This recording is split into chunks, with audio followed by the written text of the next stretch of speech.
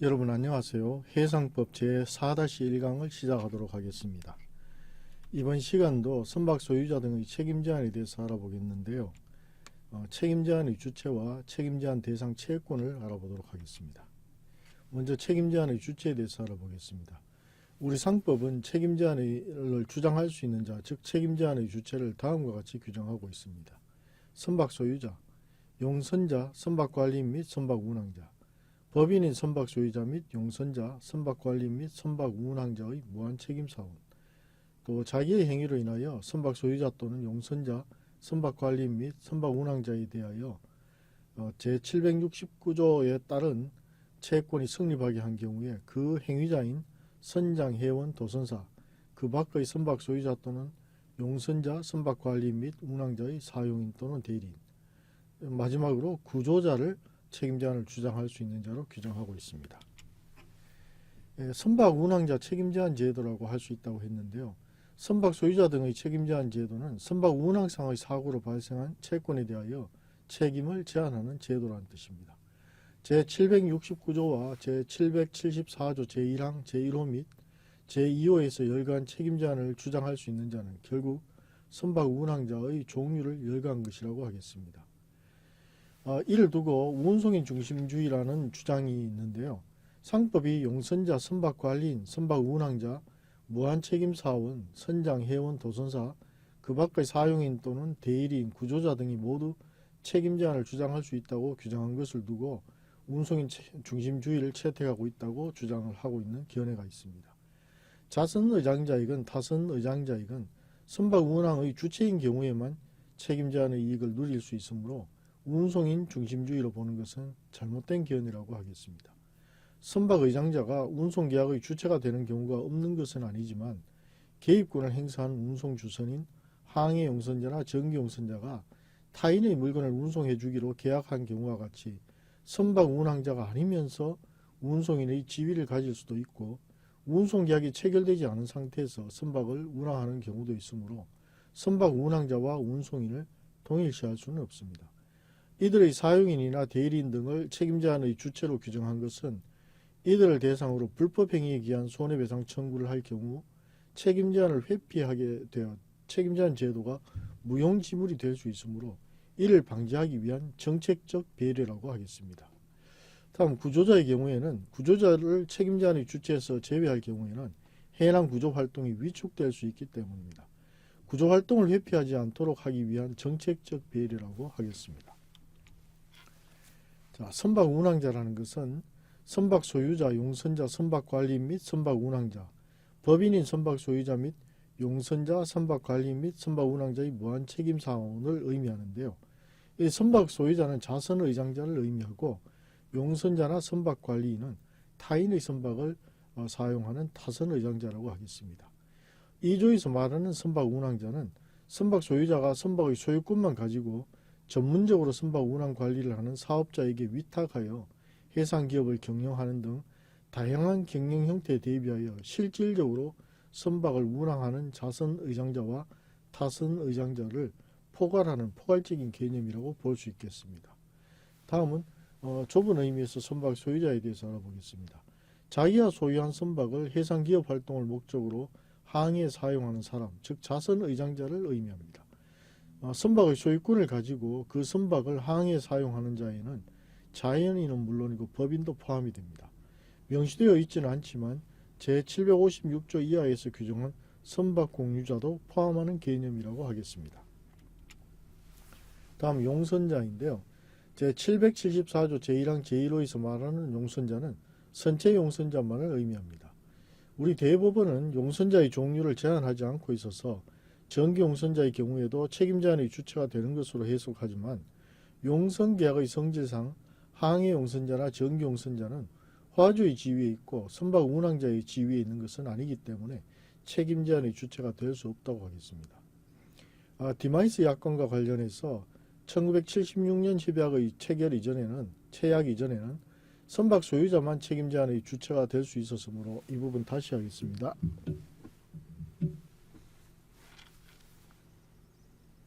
다음은 용선자의 개념에 대해서 알아보겠습니다. 제774조 제1항 제1호에서 말하는 용선자는 선체 용선자만을 의미합니다.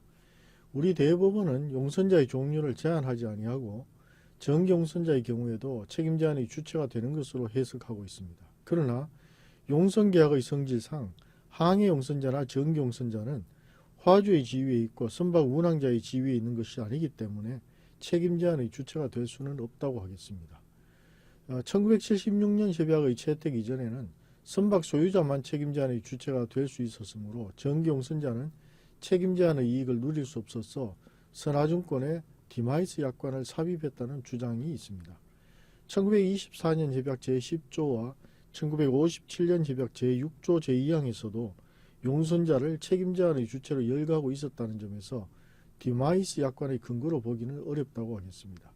대법원은 선박 운항과 직접 관련된 손해를 책임 제한의 대상으로 한다고 해석하면서도 선박 운항자인가의 여부를 따지지 않고 모든 용선자가 책임 제한을 주장할 수 있는 것으로 해석하고 있어서 논리적 모순에 빠져 있다고 하겠습니다. 다음은 선박 관리인의 개념에 대해서 알아보겠습니다.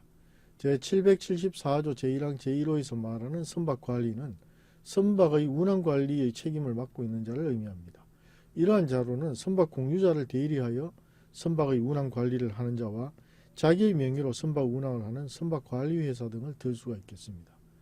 선박을 점유하고 실질적으로 선박 관리를 하고 있는 유치권자나 저당권자도 선박 운항상의 사고로 인한 책임에 대하여는 책임 제한을 주장할 수 있습니다. 선박 수리비를 받지 못하여 선박의 점유권을 가지고 있는 유치권자라든가 저당권 실행을 위하여 저당권자가 선박의 점유권을 취득하여 관리하던 중 해당 선박이 좌초되어 유해 오염 물질의 유출로 인한 오염 손해를 발생시킨 경우 등을 들 수가 있겠습니다. 이 법적으로나 사실상으로나 선박의 운항 관리를 책임지고 운항으로 인한 법적 책임이 있는 경우에는 선박 관리인으로 보아야 하겠습니다. 제774조 제1항 제1호와 제2호에서 열거한 자는 타선의 장자인 선박 운항의 주체를 열거한 것이기 때문에 후수라는 협의의 선박 운항자는 물론이고 동종 제한의 원칙에 의하여 선박 운항의 주체가 되는 자는 모두 포함된 개념으로 해석하는 것이 일반적입니다. 좁게 볼 때는 타인 소유의 선박을 이용하여 선박을 운항하는 자로서 선박 관리 계약, 선박 운항 계약 등 어떠한 명칭이나 형태이든 선박 운항 위탁 계약을 체결한 운항 수탁자를 의미한다고 보는 견해도 있습니다만 선박 운항 위탁 계약은 자기가 소유 또는 관리하는 선박의 운항을 수탁자에게 맡기고 수탁자는 자신의 이름으로 위탁자의 계산으로 선박을 운항하고 수탁하는 수탁자는 그 대가로 수수료를 받기로 하는 계약인데요. 이때 수탁자는 자신의 이름으로 선박 운항을 하게 되므로 해상 기업으로서 인적 설비를 보유하지 않으면 이러한 계약을 체결하기 어렵습니다. 따라서 이러한 그 선박 관리는 당연히 포함되는 것이고 예를 들어서 그 선박 공유 관계에서 운항 위탁을 하는 선박 관리인도 역시 포함된다 이렇게 볼 수 있기 때문에 넓은 의미로 보아야 하겠습니다. 다음은 선박 소유자, 선체 용선자, 선박 관리 및 선박 운항자가 한 명회사 또는 합자회사일 경우에 법인의 채권 채무 관계에 있어서 직접 연대 무한 책임을 지게 되는 무한 책임 사원도 역시 포함이 되는데요.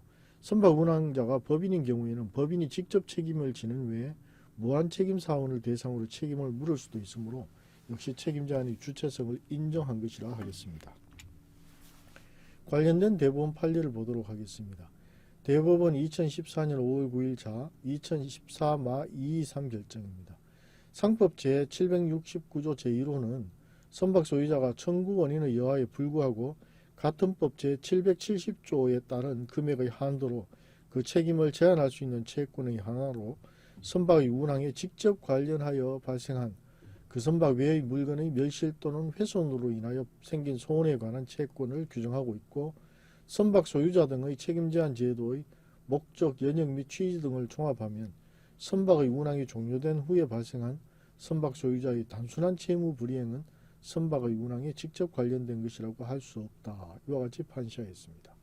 또 서울 고판 1997년 2월 4일 96-13486 사건에서는 내항 여객선의 운항을 지휘 감독한 한국해운조합이 선박 관리인에 포함되지 않는다. 따라서 책임 제한을 할 수 없다라고 하고 있는데요.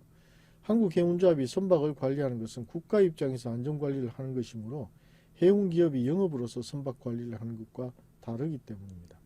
해운기업의 선박관리는 해운영업, 선원의 공급과 감독, 선박 운항 등을 하는 것이므로 한국해운조합의 기능과는 다릅니다. 그러나 이 사건에서 한국해운조합의 사용자 책임을 지우면서 책임 제한을 부인하는 것은 타당하지 않다고 하겠습니다. 사용자 책임을 물을 수 있는 주체의 위치에 있다고 생각되지 않고 책임의 주체도 될 수 없기 때문입니다. 다음은 운항보조자에 대해서 알아보겠습니다. 이 자기의 행위로 인하여 선박 소유자 또는 선체용선자, 선박 관리인 및 선박 운항자에 대하여 제769조 각호에 따른 채권이 성립하게 한 경우에 그 행위자인 선장, 회원, 도선사, 그 밖의 선박 소유자 또는 선체용선자, 선박 관리인 및 운항자의 사용인 또는 대리인은 이행보조자로서 이들의 행위에 대하여 사용자로서 선박 소유자 등이 책임을 지고 책임 제한을 받는 것은 당연하다고 하겠습니다. 이 운항보조자는 선박 운항을 실행한 행위자이기 때문에 이들에게도 불법행위 책임을 물을 수 있습니다. 이론상으로는 이행보조자에게 불법행위 책임을 물을 경우에는 책임의 원인과 주체가 달라져서 선박 운항자가 누릴 수 있는 책임 제한의 항변권을 주장하지 못하게 됩니다. 제774조 제1항 제4항은 선박 운항자의 책임 제한의 항변권을 실질적으로 보장하기 위해서 운항보조자에게 직접 불법행위 책임을 묻는 경우에도 이들이 선박 운항자와 동일하게 책임 제한의 항변권을 주장할 수 있게 한 것입니다. 이 규정으로 인하여 굳이 변제 능력이 부족한 이행보조자를 상대로 한 배상 청구는 실익이 없게 되었다고 하겠습니다. 이러한 운항보조자라는 특정 선박의 승무원으로서 그 선박을 지휘하고 일정한 범위의 법정 대리권을 가진 선장을 들 수가 있고요. 이러한 선장은 선장이 선임한 대선장도 여기에서 말하는 선장이 포함이 됩니다. 또 선박 안에서 근무하는 선장이 아닌 선원을 우리가 회원이라고 하는데요. 선장의 지휘를 받아서 선박 운항을 실행하는 운항보조자로서 책임 제한의 이익을 누릴 수 있습니다. 또 도선법상 도선구에서 도선사가 탑승하여 당해 선박을 안전하게 수로로 안내하는 것을 도선이라고 하는데요. 일정한 도선구에서 도선 업무를 할 수 있는 도선사의 면허를 받은 자를 도선사라고 합니다. 특정 도선구에서 면허를 가지고 선장의 입출항 업무를 보조하는 독립적 운항보조자로서 도선사도 역시 책임 제한을 주장할 수 있습니다. 그 밖의 사용인 또는 대리인이라 함은 선박 소유자 등과 고용계약, 도급계약, 위임계약 등 법률행위 기타 법률관계에 의하여 선박 운항자로부터 권한을 부여받고 선박 운항을 보조하는 자를 의미합니다. 항만 하역인부, 수선업자의 비용자 등도 선박 운항과 관련하여 본선 업무를 보조하는 경우에는 책임 제한의 주체가 될 수 있다고 하겠습니다.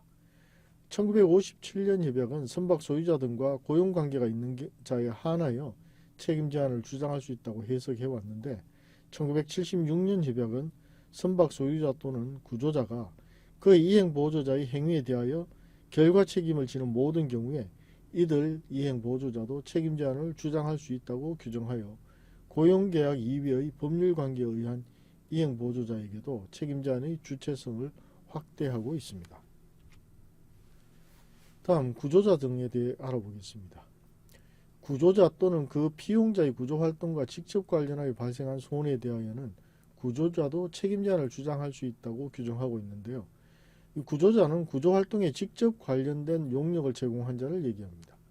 이때 구조활동이라 함은 해난 구조 시의 구조활동은 물론이고 침몰, 난파, 좌초, 유기, 그 밖의 해난 사고를 당한 선박 및 그 선박 안에 있거나 있었던 적하 기타 물건의 인양, 제거, 파괴 또는 무해 조치 및 이와 관련된 손해를 방지 또는 경감하기 위한 모든 조치를 의미한다고 하겠습니다.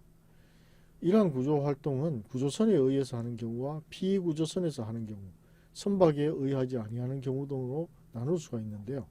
구조선에 의해서 하는 경우에는 원래 선박 소유자 등의 책임 제한을 주장할 수 있으므로 피구조선에서 하는 경우와 선박에 의하지 아니하는 구조 등의 경우에 이 조항의 적용을 받는다고 하겠습니다. 특히 선박에 의하지 아니하는 구조 등의 경우에는 선박의 운항과는 전혀 무관한데도 불구하고 이러한 구조자까지 책임제한의 주체에 포함시킨 것이 특이한 점이라고 할 수 있겠습니다. 구조자의 업무를 실행하는 이행보조자로서 반드시 고용계약이 있어야 하는 것은 아니고 피용자의 경우에 도급계약자도 포함하는 개념으로 볼 수 있겠습니다. 이 구조선에 의한 구조자뿐만 아니라 구조선 이외의 구조자의 사용인 등도 책임제한을 주장할 수 있다는 것이 특징이라고 말씀드렸습니다.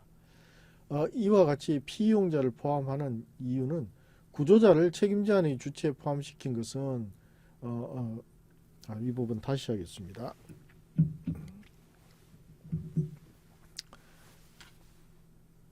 다음은 구조자의 피용자에 대해서 알아보겠습니다.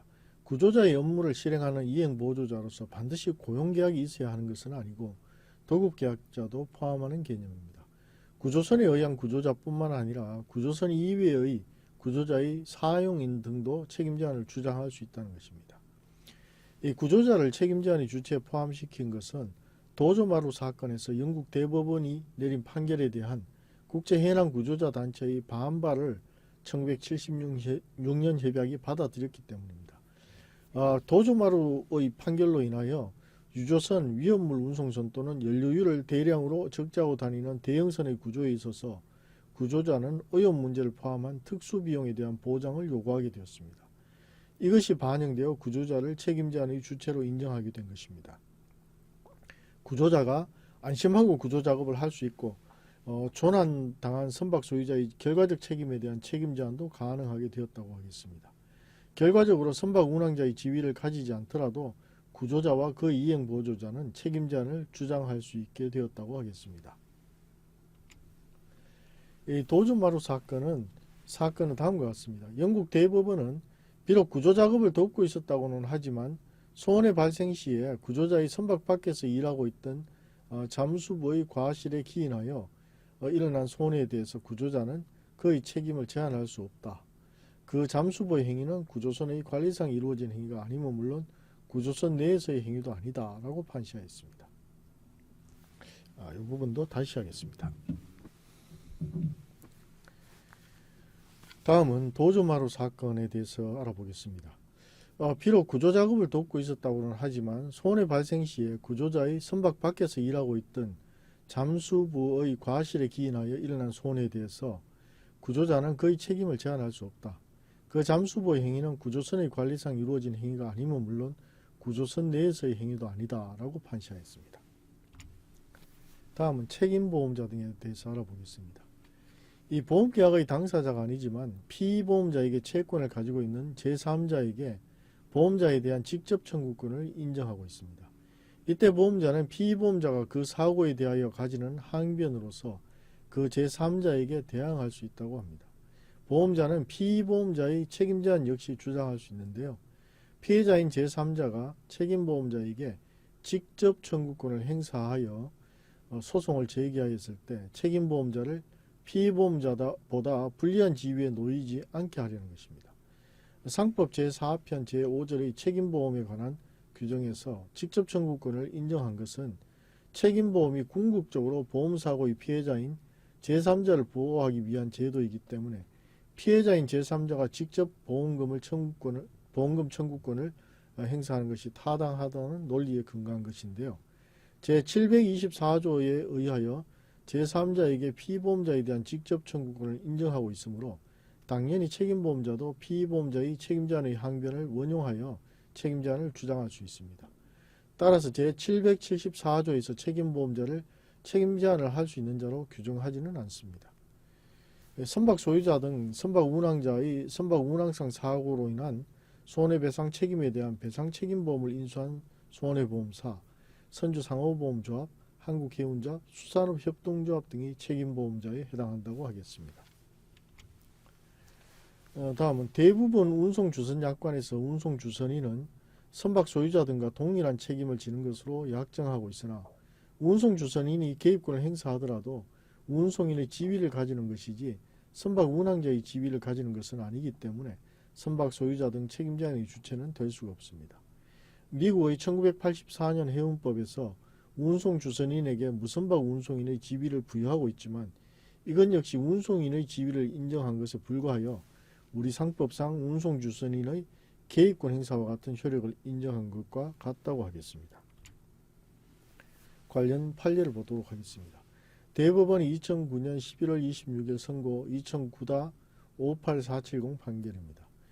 구상법 제750조 제1항에 선박 소유자의 경우와 동일하게 책임을 제한할 수 있는 자로 선박 소유자의 책임보험자가 규정되어 있지는 않으나 같은 법 제724조 제2항에서 제3자는 피보험자가 책임을 질 사고를 입은 손해에 대하여 보험 금액의 한도 내에서 보험자에게 직접 보상을 청구할 수 있다. 그러나 보험자는 피보험자가 그 사고에 관하여 가지는 항변으로서 제3자에게 대항할 수 있다고 규정하고 있을 뿐 아니라 책임보험자는 피보험자의 책임 범위 내에서만 책임을 부담하는 것이 보험법의 일반 원리에도 충실하고 같은 피해자라도 상대방이 보험에 가입하였느냐 여부 및 선박 소유자 또는 보험자 어느 쪽에 대하여 청구권을 행사하느냐에 따라 그 손해 전보의 범위가 달라지는 것은 합리적이지 못하며 해상사고의 대규모성에 비추어 해상보험자에 대하여만 그 보호를 포기할 이유가 없다는 점 등을 고려하여 보면 책임보험자도 피보험자인 선박 소유자 등의 책임제한의 항변을 원용하여 책임제한을 주장할 수 있다. 책임보험자가 선박 소유자 등의 책임제한 절차에 관한 법률에서 규정한 책임제한 절차 외에서 선박 소유자의 책임제한 항변권을 원용하는 경우 법원으로서는 책임제한 절차의 폐지 또는 책임제한 절차 개시 결정의 취소를 조건으로 제한채권자의 청구를 인용할 수 있다. 이와 같이 판시하였습니다. 다음은 채권의 범위에 대해서 알아보겠습니다. 먼저 책임제한 대상 채권에 대해서 알아보겠는데요. 채권 발생의 원인에 대해서 제769조 본문 전단에서는 선박 소유자 등은 다음에 열거하는 채권에 대해서는 청구 원인의 여하를 불구하고 제770조에 따른 금액의 한도로 그 책임을 제한할 수 있다고 규정하고 있습니다. 이 청구 원인의 여하를 불구하고는 1976년 협약 제2조 제1항의 규정 중 claims whatever the basis of liability may be를 번역한 것입니다. 이 채권 발생의 원인과 관련된 1957년 협약의 해석상 문제가 지적이 되었는데요. 1957년 협약 제1조 제1항에서는 책임제한이 법조문에 열거된 종류의 사건으로부터 발생한 손해배상 청구에만 적용된다고 규정하고 있습니다.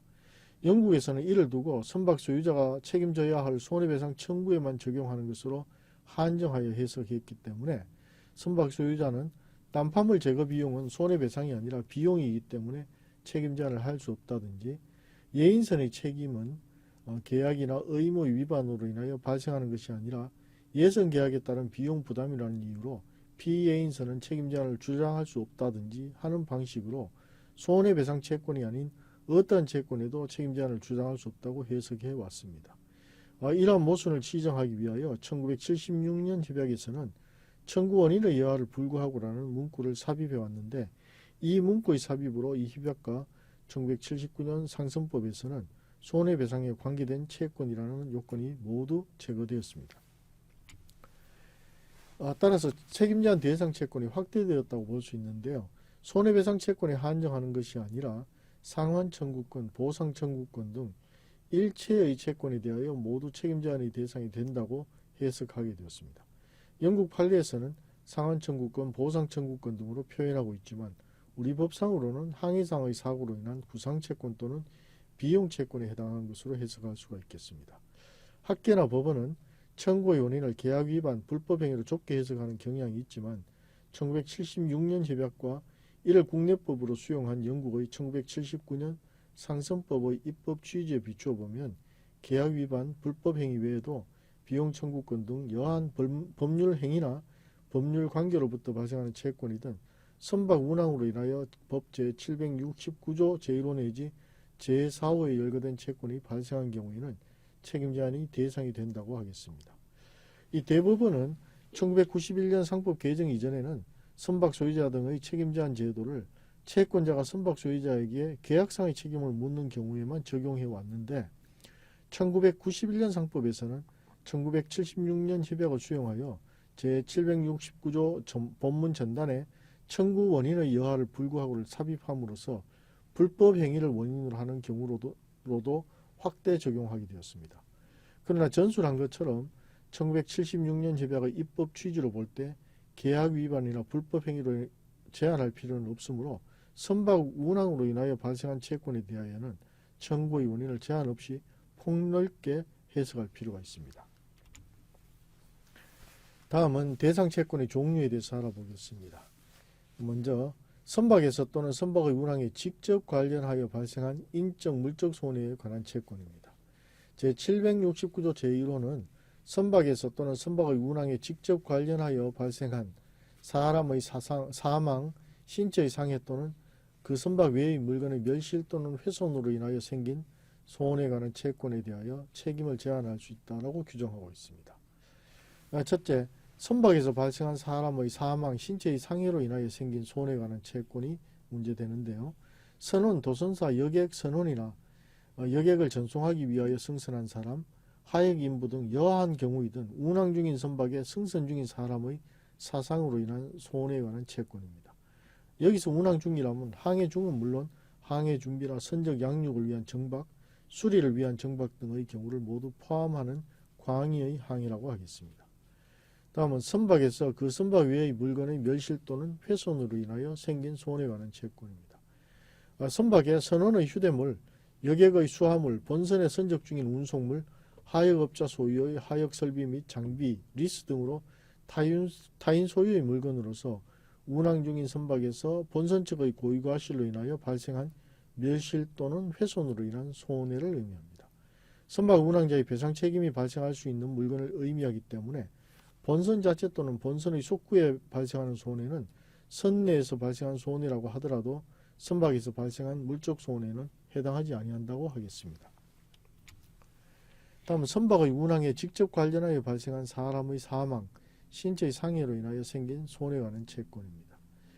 이 선박 충돌 사고 시 피충돌 선박의 선원, 도선사 여객, 선원 여객을 전송하기 위하여 승선한 사람, 하역 인부, 어장의 작업 인부 등 본선 외부에서 본선의 운항에 직접 관련하여 발생한 인명의 사상으로 인하여 발생한 손해에 관한 채권입니다. 선박의 운항은 선박의 장소 이동적 기능을 수행하는 항해를 의미합니다. 단순히 장소를 이동하는 기간에 한하는 것은 아니고 항해의 개시를 준비하는 과정이나 항해를 종료하는 과정에서의 선박 이동이나 선박 관리 등 기술적인 작업의 전 과정을 의미합니다. 이 선박이 드라이도크에 있던 중 선박 소유자의 육상 직원에 의하여 손해가 야기되었더라도 그 육상 직원의 행위가 선박의 운항과 직접 관련된 것이라면 선박 소유자는 책임 제한을 주장할 수 있습니다. A 선박이 침몰한 후 B 선박이 A 선박의 잔해와 충돌한 경우에 B 선박의 소유자가 A 선박의 소유자를 상대로 손해배상을 청구하였다면 A 선박은 이미 항해 불능인 상태이므로 책임 제한을 주장할 수 없습니다. 항해 도중 수리 혹은 검사 중인 선박도 운항 중인 선박으로 보아야 하겠습니다. 다음은 선박의 운항에 직접 관련하여 발생한 그 선박 외의 물건의 멸실 또는 훼손으로 인하여 생긴 손해에 관한 채권입니다. 이 본선의 항해상의 사고로 손해배상 책임을 지게 된 본선 이외의 물적 손해를 의미하는데요. 선박 충돌로 인하여 발생한 피충돌 선박의 멸실 훼손, 피충돌 선박에 선적된 운송물, 기타 물건의 멸실 훼손, 부두의 축조물, 정박시설, 수로시설 등에 대한 멸실 훼손, 어장시설의 멸실 훼손, 유해 액체 물질의 유출로 인한 오염 손해 등 재산상의 손해를 의미한다고 하겠습니다.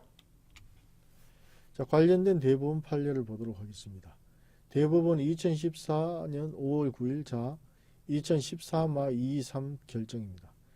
상법 제769조 제1호는 선박 소유자가 청구 원인의 여하에 불구하고 같은 법 제770조에 따른 금액의 한도로 그 책임을 제한할 수 있는 채권의 하나로 선박의 운항에 직접 관련하여 발생한 그 선박 외의 물건의 멸실 또는 훼손으로 인하여 생긴 손해에 관한 채권을 규정하고 있고, 같은 법 제774조 제1호는 용선자 등도 위 규정에 따라 선박 소유자의 경우와 동일하게 책임을 제한할 수 있다고 규정하고 있다.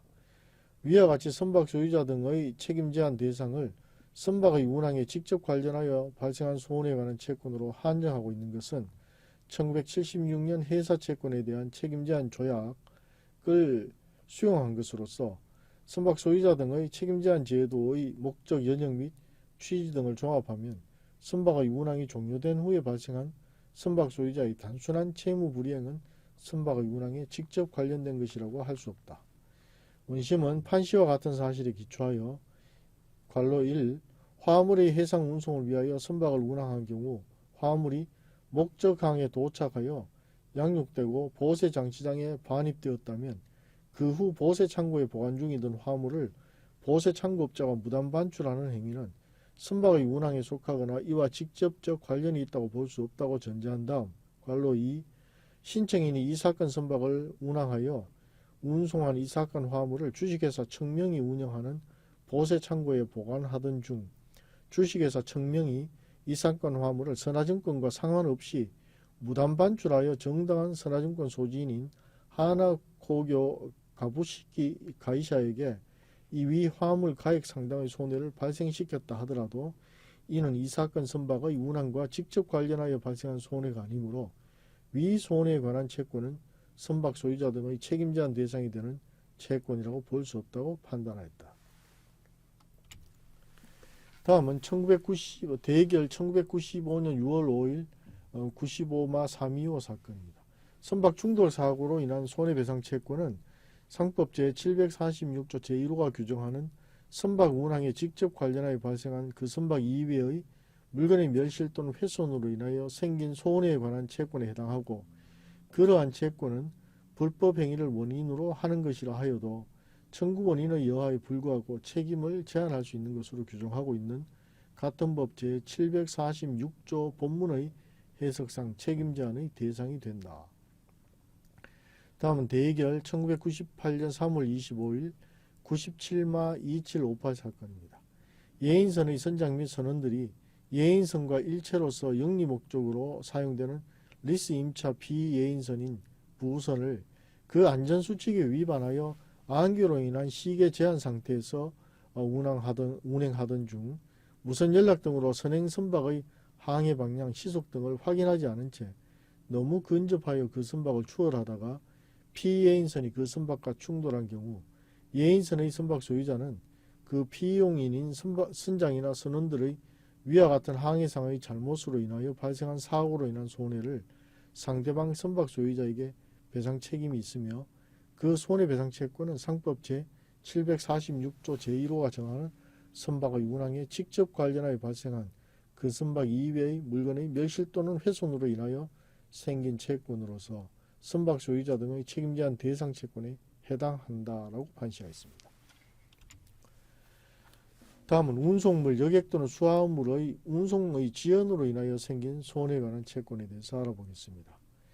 제769조 제2호에서는 운송물, 여객 또는 수화물의 운송의 지연으로 인하여 생긴 손해에 관한 채권에 대하여 책임을 제한할 수 있다고 규정하고 있습니다. 이때 지연 손해는 운송물, 여객 또는 수화물이 목적항에 연착함으로 인하여 발생하는 희망이익의 감소 등을 의미합니다. 충돌, 좌초 등 다시 하겠습니다.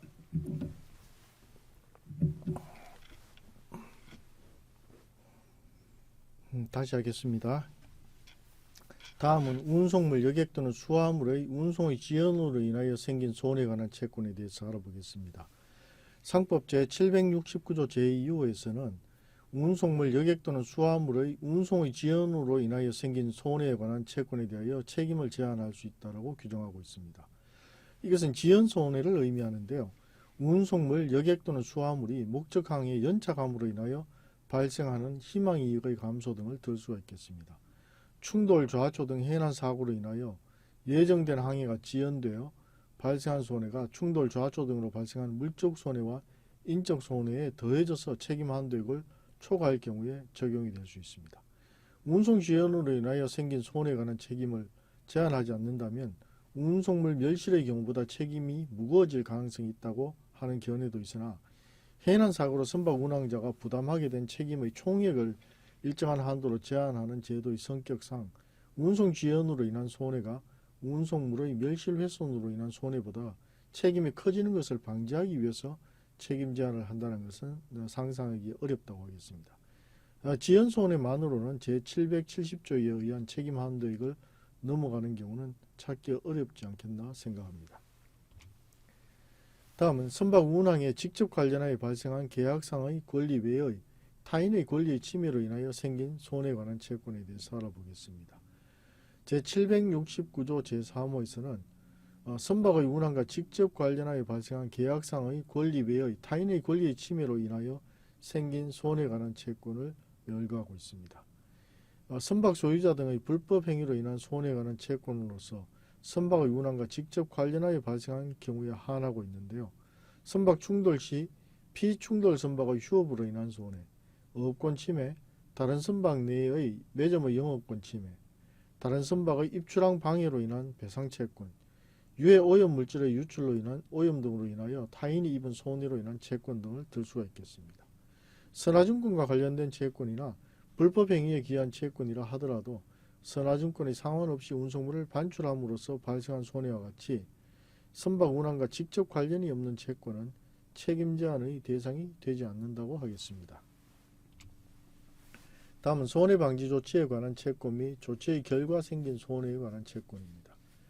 제769조 제4호에서는 제769조 제1호부터 제3호에서 규정한 책임 제한의 대상인 채권의 원인이 된 손해를 방지 또는 경감하기 위한 조치에 관한 채권 또는 그 조치의 결과로 인하여 생긴 손해에 관한 채권이 책임 제한의 대상이 됩니다.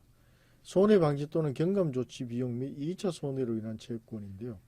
해난 사고의 원인이 된 손해를 방지하거나 경감하기 위한 조치, 즉 손해방지 및 경감 조치에 소요된 비용과 그 조치의 결과로 발생한 2차 손해로 인한 채권에 대하여도 책임을 제한할 수 있다고 하고 있습니다. 이는 해상보험계약의 손해방지약관에서 약정한 것과 같은 종류의 채권인데요.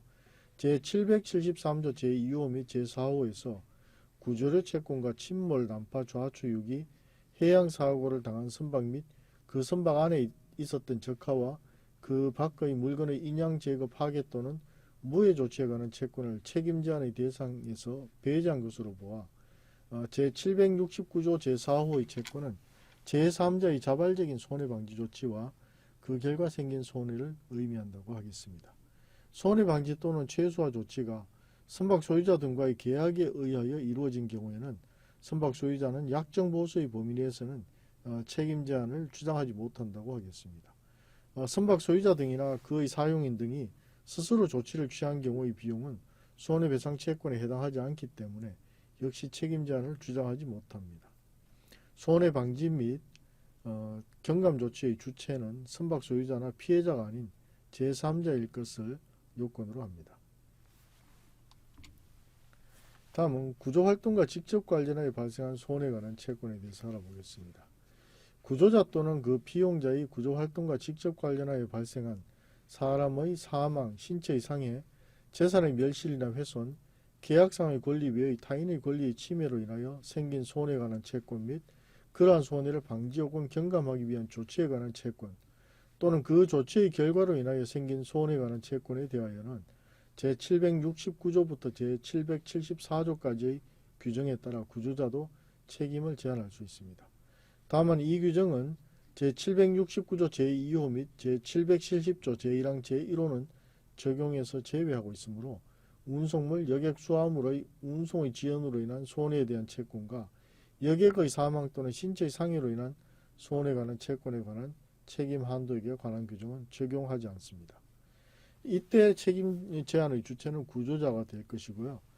대상 채권은 선박 소유자 등이 부담하는 채권이 아니고 구조자가 구조활동과 직접 관련하여 부담하게 된 손해배상 채권이라고 보겠습니다. 이때 구조활동은 충돌, 침몰, 난파, 좌초, 유기, 그 밖의 해난 사고를 당한 선박 및 그 선박 안에 있거나 있었던 사람, 적하와 그 밖의 물건의 인양, 제거, 파괴 또는 무해 조치 및 이와 관련된 손해를 방지 또는 경감하기 위한 모든 조치를 의미합니다. 구조자의 해난 구조에 따른 손해배상 책임을 책임 제한 대상에 포함시킨 것은 앞에서 설명드린 대로 1976년 협약의 내용을 받아들인 것인데요.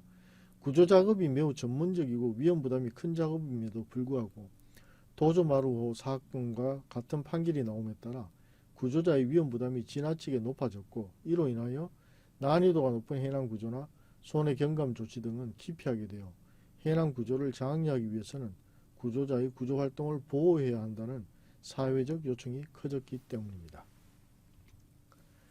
다음 책임보험자의 책임제한 채권에 대해서 알아보겠습니다. 이 책임보험자가 주장할 수 있는 책임제한 대상 채권은 피보험자인 선박 소유자 등의 그것과 같습니다. 책임보험자는 채권자로부터 청구를 받은 때에는 지체 없이 피보험자에게 이를 통지해야 합니다. 피보험자는 책임보험자의 요구가 있으면 책임제한 절차의 개시에 필요한 서류나 증거의 제출, 증언 또는 증인의 출석에 협조해야 합니다. 피보험자는 선박 소유자 등 선박 운항자와 그 이행 보조자, 구조자와 그 이행 보조장 등 책임제한의 주체로서 배상책임보험 계약상의 피보험자를 의미합니다. 배상책임보험은 P&I, 한국해운자업의 선주배상책임공제, 수산업협동조합의 선주배상책임공제, 기타 손해보험에서 선박 운항자나 선원 등이 피보험자로 가입된 배상책임보험을 의미한다고 하겠습니다. 이상 제4-1강을 마치도록 하겠습니다.